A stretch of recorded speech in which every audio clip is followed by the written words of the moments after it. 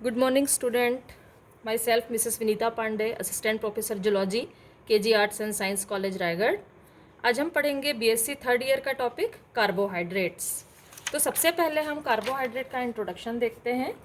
कार्बनिक यौगिकों के वे समूह जो कार्बन, हाइड्रोजन तथा ऑक्सीजन के 1:2:1 से मिलकर बनता है, कार्बोहाइड्रेट कहलाता है। जैसे ग्लूकोज, फ्रक्टोज, गन्ने की शक्कर।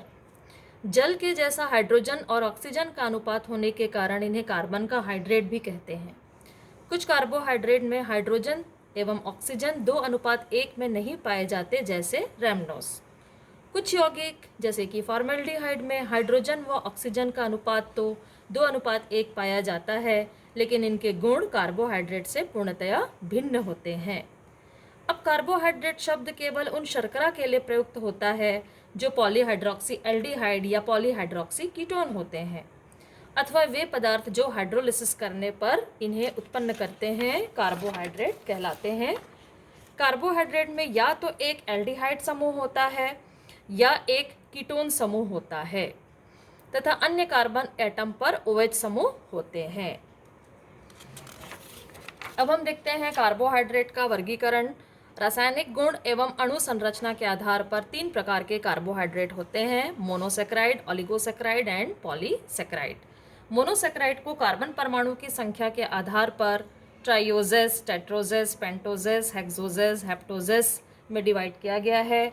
एल्डिहाइडिक तथा कीटोनिक समूह के आधार पर ट्राइओस, टेट्रोस, पेंटोज, हेक्सोज और हेप्टोस में विभाजित किया गया है। इन सभी के सूत्र यहाँ पर हम देख सकते हैं। ओलिगोसेक्राइड के 3 प्रकार होते हैं: डाइसेक्राइड, ट्राइसेक्राइड, टेट्रासेक्राइड। इसी प्रकार पॉलीसेक्राइड के भी 3 प्रकार होते हैं: कोशिका में स्टोरेज के रूप में स्टार्च एंड ग्लाइकोजन, दूसरा सेल्यूलोज और तीसरा काइटिन। अब हम इसके बाद पढ़ेंगे मोनोसेक्राइड। सबसे सरल कार्बोहाइड्रेट हैं, इनका हाइड्रोलिसिस और सिंपल यूनिट में नहीं हो सकता। मोनोसेक्राइड में केवल पेंटोज और हेक्सोज ही जैविक रूप से महत्वपूर्ण होते हैं। पेंटोज 5 कार्बन परमाणु वाले होते हैं। राइबोज और डीऑक्सी राइबोज के रूप में न्यूक्लिक एसिड में पाए जाते हैं। हेक्सोज 6 कार्बन एटम वाले शुगर हैं। इनका स्वाद मीठा, जल में घुलनशील, जंतुओं में ऊर्जा के प्रमुख सोर्स हैं। ग्लूकोज मीठे फल एवं शहद में पाया जाता है, शरीर को तुरंत ऊर्जा प्रदान करने में सहायक होता है। फ्रक्टोज भी मीठे फल एवं शहद में पाया जाता है, बॉडी सेल द्वारा सरलता से उपयोग में नहीं लाया जा सकता। गैलेक्टोज जंतुओं के शरीर में मिल्क ग्लैंड ब्लड शुगर से इनका संश्लेषण करती है, यह मिल्क में ग्लूकोज के साथ पाया जाता है। मोनोसेक्राइड के गुण देखते हैं। ये भौतिक गुण हैं: ठोस, रंगहीन, मीठे स्वाद वाले होते हैं, आइसोमेरिक फॉर्म में पाए जाते हैं, जैसे एल ग्लिसरल्डिहाइड तथा डी ग्लिसरल्डिहाइड। रासायनिक गुण देखते हैं। पहला, ऑक्सीडेशन। मोनोसेक्राइड का टॉलन रिएजेंट या फेहलिंग सॉल्यूशन के साथ अभिक्रिया करने पर ग्लूकोनिक एसिड प्राप्त होता है। ये ग्लूकोनिक एसिड बन रहा है जब मोनोसेक्राइड का ऑक्सीडेशन किया जा रहा है। दूसरा, रिडक्शन। सोडियम मर्क्यूरी अमलगम के साथ मोनोसेक्राइड के एल्डिहाइड तथा कीटोन ग्रुप का रिडक्शन होता है, जिससे सॉर्बिटॉल एवं मैनिटॉल अल्कोहल बनते हैं।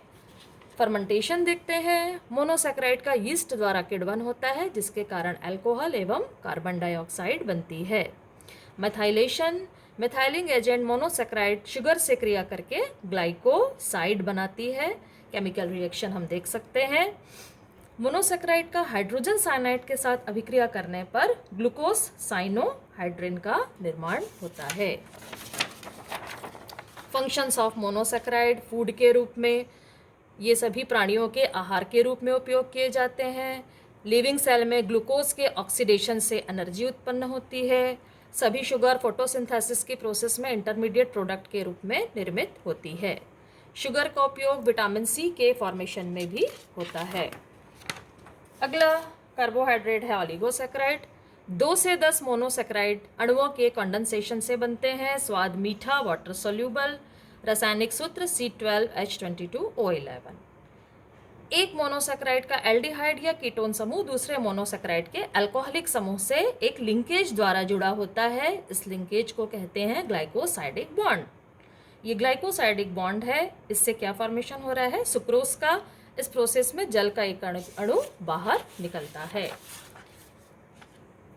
अब हम देखते हैं ओलिगोसैकेराइड की भी 3 कैटेगरीज होती है, डाइसैकेराइड, ट्राइसैकेराइड एंड टेट्रासैकेराइड। डाइसैकेराइड मोनोसैकेराइड के 2 मॉलिक्यूल के संघनन से बनती है। माल्टोज ग्लूकोज के 2 मॉलिक्यूल से बनते हैं, अंकुरित बीज एवं माल्ट में पाए जाते हैं। सुक्रोज शकरकंद, चुकंदर एवं फलों में मिलती है। ग्लूकोज और फ्रक्टोज के एक एक मॉलिक्यूल से बनते हैं। लैक्टोज केवल दूध में मिलती है। एक अणु ग्लूकोज एवं एक अणु गैलेक्टोज से बनती है। सेलोबायोस सेल्यूलोज के हाइड्रोलिसिस से बनते हैं। ट्राइसैकेराइड देखते हैं, मोनोसैकेराइड के 3 अणुओं के संघनन से बनते हैं। एग्जाम्पल रेफिनोज, माल्ट एवं चुकंदर में पाए जाते हैं। दूसरा है जेंसिएनोज, जेंसियस की रूट में पाई जाती है। ग्लूकोज के 2 एवं फ्रक्टोज के 1 अणु के कंडेंसेशन से बनती है। टेट्रासैकेराइड मोनोसैकेराइड के 4 मॉलिक्यूल के कंडेंसेशन से बनते हैं। स्टैकियोस हैरिकोट बीन्स में पाया जाता है और स्पोरोडोस प्याज एवं लहसुन के कंद में पाया जाता है। अब हम देखते हैं तीसरे प्रकार का कार्बोहाइड्रेट, पॉलीसैकेराइड। ये मोनोसैकेराइड अनेक मोनोसैकेराइड यूनिट ग्लाइकोसाइडिक बॉन्ड से जुड़कर पॉलीसैकेराइड का निर्माण करते हैं। C6H10O5N इनका सामान्य सूत्र है। अणुभार बहुत अधिक होता है, स्वाद इनका मीठा नहीं होता। नेचर में पाए जाने वाले सबसे महत्वपूर्ण स्टोरेज पॉलीसैकेराइड स्टार्च एवं ग्लाइकोजन होते हैं। स्टार्च आलू, चावल, गेहूं, शकरकंद एवं केले में होता है।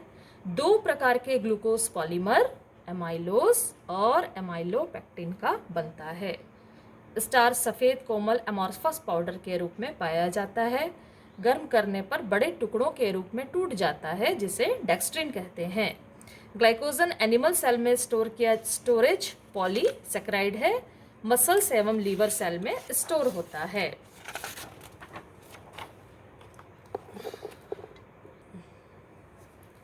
सेल्यूलोस 1250 से 12500 ग्लूकोज मॉलिक्यूल का पॉलीमर है। फाइब्रस, दृढ़, सफ़ेद, ठोस, पानी में अघुलनशील होता है।